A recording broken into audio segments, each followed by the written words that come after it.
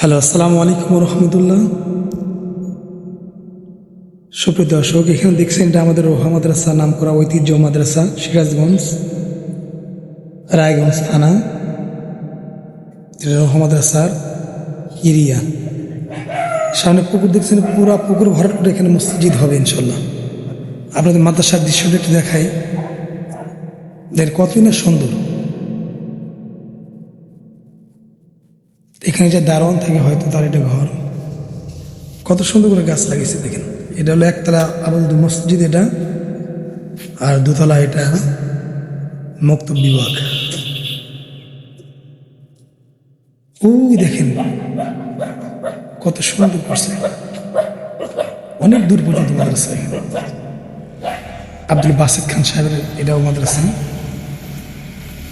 ওই দেখেন তিনতলা করে এখান দিয়া তিনতলা করে পুরা ইউনিভার্সিটির মতো একটা জায়গা। কত সুন্দর করছে দেখছেন।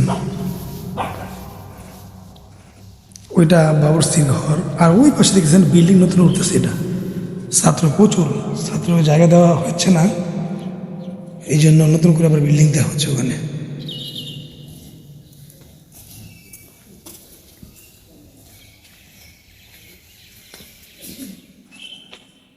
কত এরিয়া লম্বা ধরে মাদ্রাসা, এটা ইউনিভার্সিটির মধ্যে মনে করি। এখানে গত বছর মামুল সাহেব আসছিল, ও যে এখানে তাকে জায়গা দেওয়া দিতে পারেনি মানুষকে, প্রায় 50,000 মানুষ আসছিল। তো যেটা বলছিলাম, এটা আমাদের ঐতিহ্য মাদ্রাসা সিরাজগঞ্জ মাদ্রাসা, এটা রায়গঞ্জ থানার ভিতরে মাদ্রাসা। এটা আমাদের ঐতিহ্য, পুরা ইউনিভার্সিটির মতো একটা মাদ্রাসা।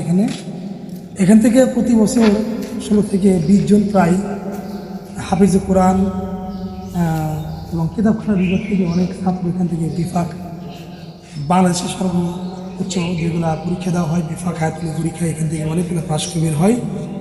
এখানের পড়াটা অনেক মান, অনেক সুন্দর। মুক্ত বিভাগ থেকে নিয়ে কিতাবখানা বিভাগ থেকে নিয়ে হিফজখানা বিভাগ পর্যন্ত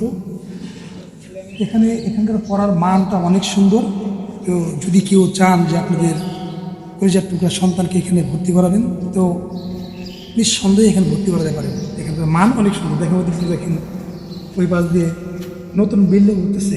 ছাত্রকে এখানে এই পরিমাণ ছাত্র যে ভর্তি করবে, মানুষকে জায়গা দেওয়ার মতো ঘর নাই, এত ছাত্র। এই জন্য নতুন করে বিল্ডিং আবার দেওয়া হচ্ছে এখানে।